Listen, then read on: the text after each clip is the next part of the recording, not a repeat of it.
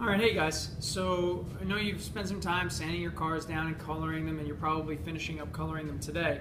But I wanted to show you how the race and the track sort of sets up in the hallway. So as you can see, we have our hallway set up. You can see that we have the gym and life skills, we have the nurse, guidance, and the office. So we're basically in that nurse's hallway.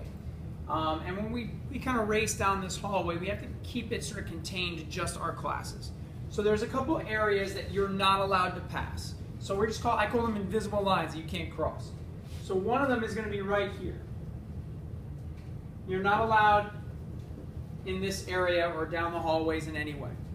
Another one is here. I do not want you guys in that area. And I don't want to lose sight of you. When we're in our race area, we stay together.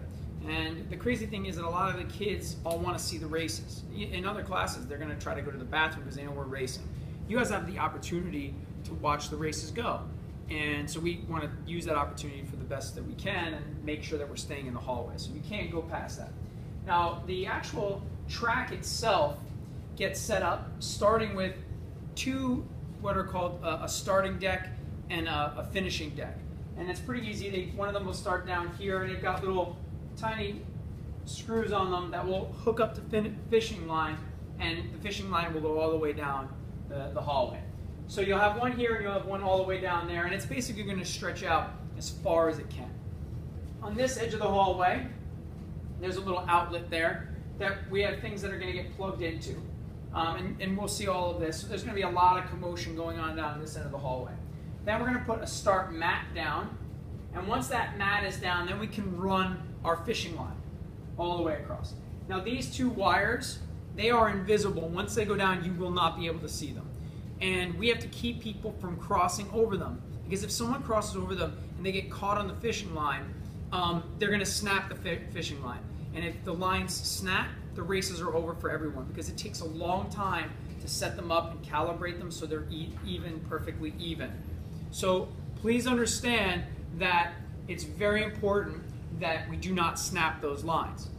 Next, there are two pods here. These pods are actually geared up so that when we send the cars with like a little handheld controller here, and we push the button, the cars will shoot off. So basically, two cars are going to be kind of sitting out here, and then we'll push the button and they'll shoot off, go down the hallway. All right? Pretty easy. Let me just erase that.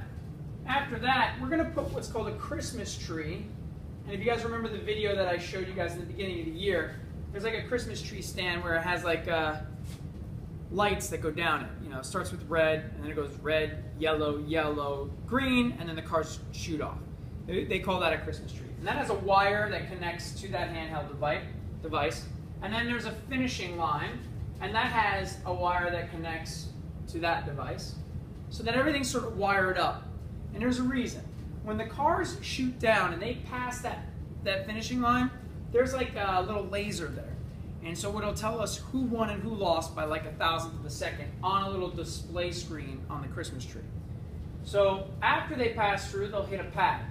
That pad will keep them from smashing into whoever's holding this part of the track down.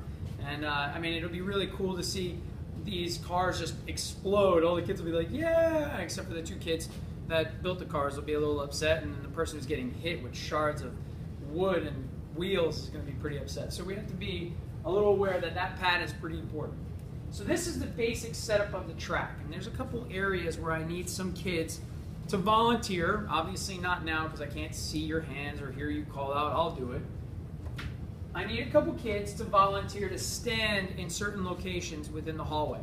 First, I need one kid to stand here.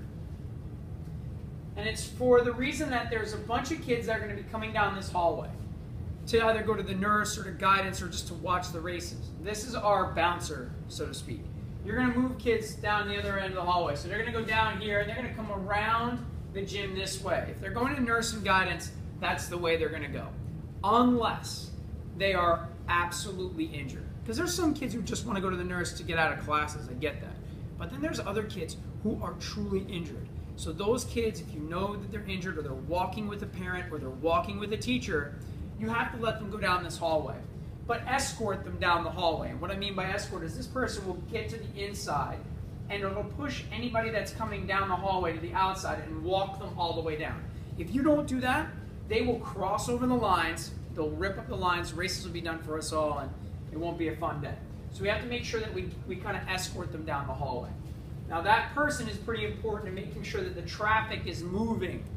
Keep the traffic moving. Don't let anybody stand there and hang out, unless it's a teacher, of course. I'll need one person by guidance, sitting in front of that guidance door. When kids come out of guidance, they don't know what's going on, and they'll just cross right over the lines, and then they'll snap the lines, which has happened before, and that'll be, the races will be over again, so we don't want that. So make sure that there's someone standing in front of guidance. And then I need someone, and this is important, standing right there. I need someone who can be forceful but not rude. So that person's basically going to ask anyone that's coming down this hallway where they're headed. And they know already, it's either guidance or the nurse. So if they're heading to the nurse, you'll simply say, okay, go to the nurse. If they're heading to guidance, you say, okay, follow me. And you will escort them around the track. If you do not escort them around the track, or you say, all right, go ahead, what they're going to do is they're going to cross over the track this way. And here's where it becomes a bit of a problem. When we set up the races,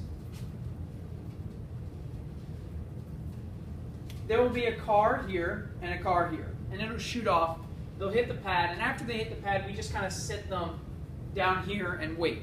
And we put the pad down. And then there's actually cars sort of waiting to go.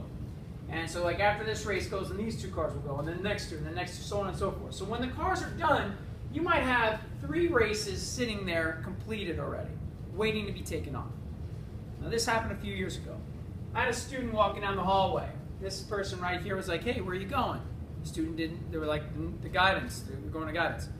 And the other student that was here in my class was like, all right, just go ahead. And this poor girl walked across and was like looking down at the front end of the track, sort of not paying attention to where her feet were. And she ended up snapping a bunch of these cars. Kids were so upset in the class, especially the ones whose cars those were. Now that little girl didn't know what was going on, but everybody was yelling at her so much that she was like a waterfall of tears before even getting into guidance. And I don't want that drama in my hallway. So what I need is this person to be nice and escort them to guidance. Pretty simple. Anyone else that's kind of hanging out in that hallway that wants to see the races, you send them back to their classes, and I don't care what story you make up. Mr. Troopy's crazy and whatever. I don't care. Just make sure that they go back to their classes because they shouldn't be watching the races. And this is our basic setup. The last thing that I'm going to say to you is that on Monday we're going to be racing 50 grams. And I know that one of the classes only has a couple 50 grams. So we'll be racing 50 grams and some of the 40 grams. So as soon as we get out in that hallway, the very moment you get out of the hallway, there will be people setting up the track. Anyone who's a 50-gram car will line up along the hallway in an order, okay? So this is like whatever order you're lined up, call it A, B, C, and D. You never want to be standing next to somebody in your own team, because if you are, whoever's logging you in and writing you into the bracket, they're going to write you in and you're going to end up eliminating your own teammate. So say the people that are lined up A and B are on the same team. The bracket looks like this. And if they write you in A and B, you're going to eliminate your person right away. So let's say B wins. B moves to the round. A is done. So you don't want to stand right next to each other if you're on the same team. So just spread out a little bit. And then, of course, you got C and D, and then if D wins, now you have B versus D, and let's say B wins the whole thing. B wins everything. That win is the champion of the weight class. And what happens is if you win your weight class, you win everything, you have 2 great things that are about to happen to you. 1, you get rewarded at the end, of course. And 2, you get an opportunity to race against my car. And if you beat my car, you get to keep my car, which is kind of nice. So please make sure that when we get out in the hallway, you definitely stand along the side so that we can write you in and someone has an opportunity to beat my car, because that's the real value of this class. Are you fast enough to beat me? Good luck.